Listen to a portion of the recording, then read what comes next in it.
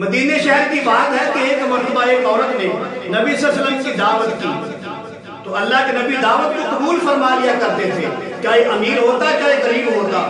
تو دعوت پہ اللہ کے نبی تشریف فرما ہوئے، کھانا کھانے کے بعد نبی صلی اللہ علیہ وسلم کو اس عورت نے تولیہ پیش کیا ہاتھ صاف کرنے کے لیے۔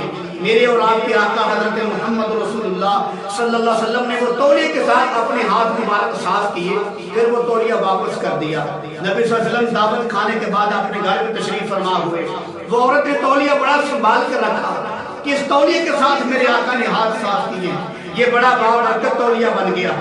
تو وہی عورت ایک مرتبہ تندور میں روٹیاں پکا رہی تھی تو اچانک وہ تندور میں تولیہ گر گیا۔ حالانکہ آگ کا کام ہے راکھ بنا کر رکھ دینا، پانی کا کام ہے ڈبو دینا، چھری کا کام ہے کاٹ دینا، لیکن میرے عزیز بھائی یہ اسی وقت ہوتا ہے جب اللہ کی مرضی ہوتی ہے۔ تو میرے عزیز بھائی جب اس عورت کا تولیہ وہ تندور میں گرا تو وہ پریشان ہوگی کہ یہ بڑا بابرکت تولیہ تھا، اب کیا بنے گا؟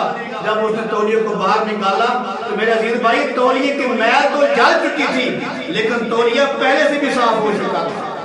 وہ حیران ہو گئی کہ جس تولیے کو اللہ کے نبی نے ہاتھ اپنا لگایا ہے اس تولیے کو آگ نے نہیں چھوا۔ تو میرے عزیز بھائی یہ میرے کملی والے کے ہاتھ کی برکت ہیں۔